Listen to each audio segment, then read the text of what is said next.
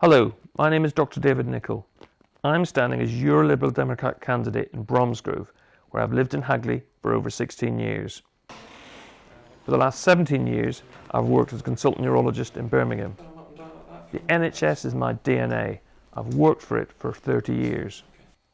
I was born and raised in Northern Ireland through the Troubles, when more than 3,500 people were killed, including my best friend's father.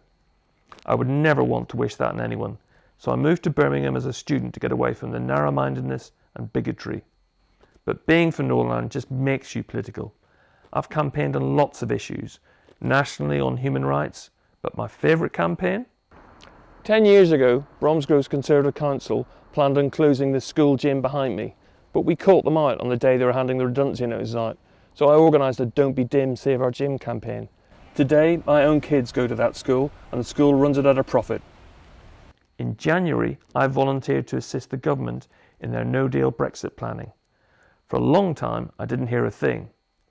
2 weeks before we were meant to leave the European Union, I saw the plans for essential drugs in neurology for conditions like epilepsy and neuropathic pain. As a doctor, I could see how dangerous these plans were. As things stand now, 21 people die every week from sudden unexplained death and epilepsy. Any problems with drug supply would make this much, much worse. Patients would die. Unbelievable in 2019, yet I knew the reassurances from government were just a lie, so I spoke up. I spoke to BBC Newsnight in April. Ultimately, I think this is a public interest issue, and actually there's nothing I've seen in those documents that actually justifies there being confidentiality. In fact, this problem could have been sorted out a lot more easily some months ago if the documents had been more widely shared.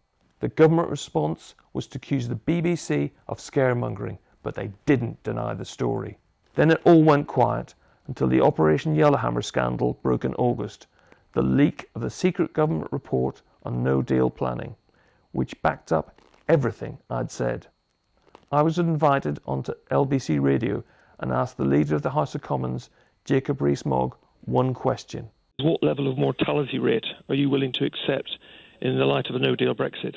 Jacob didn't like that one bit, and instead of answering, he went on to slander me in the House of Commons. And I'm afraid it seems to me that Dr David Nicholl is as irresponsible as Dr Wakefield. What he had to say, I will repeat it, is as irresponsible as Dr Wakefield in threatening that people will die because we leave the European Union. Rees-Mogg backed down and apologised after I threatened to sue him. But one thing stood out. No politician, even my own MP, Sajid Javid, was prepared to answer my question.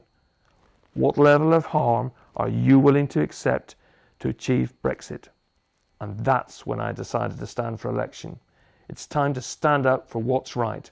None of us voted for self-harm in 2016, and Brexit will be a massive act of self-harm inflicted on Bromsgrove and the entire country. Let's stop Brexit and vote for a brighter future in December. Thank you.